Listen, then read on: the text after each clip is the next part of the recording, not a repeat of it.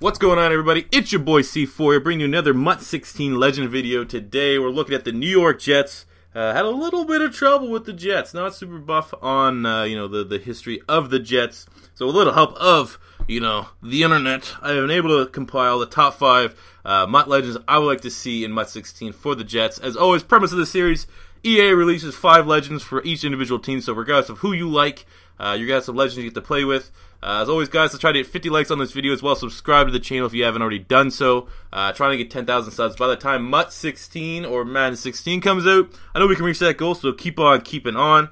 So look at the top 5 legends for the Jets. We'll already start with, there's 6. We already got Darrelle Revis, so he gave Darrelle Revis a legend card, which is, obviously when all is said and done, he will go down as a Jets legend. So that card is already there. Fuck it, we'll start with number 1 because he's the one that I don't really understand. He's super popular with the Jets, not super sure why. That is going to be Joe Klecko, 4-time Pro Bowler, 24 sacks. I know he was the defensive tackle during the New York Sack Exchange years, but I mean, none of his stats really fly off the paper for me, so I don't know if you're a Jets fan. You maybe know if he's like kind of like a cult figure or something like that, but everywhere I looked, I was trying to, I had the 4 Jets. I didn't want to include Darrelle Revis, that's why he's on the before the top 5 part.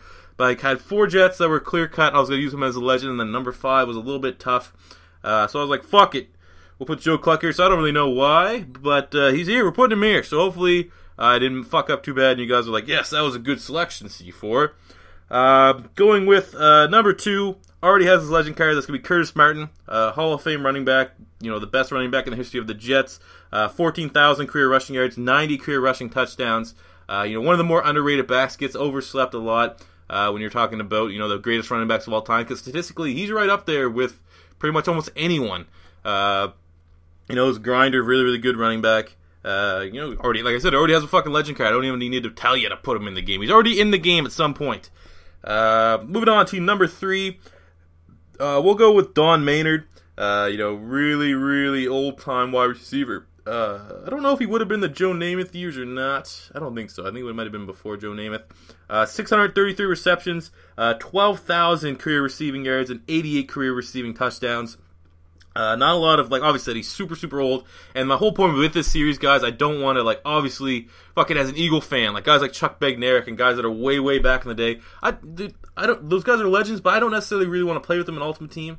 You know what I'm saying? I don't want to go so far back that's just oh my god, you got, fucking Big Bulldog Turner, Smith, fucking Bronco Nagurski, all these fucking super old dudes from back when half the team were smoking and the other half would have to go to war and shit. But Don Maynard, statistically, is one of the best wide receivers, at least in the AFL, so that's why we have him there. Going to number 4, that's going to be Mark Gastineau.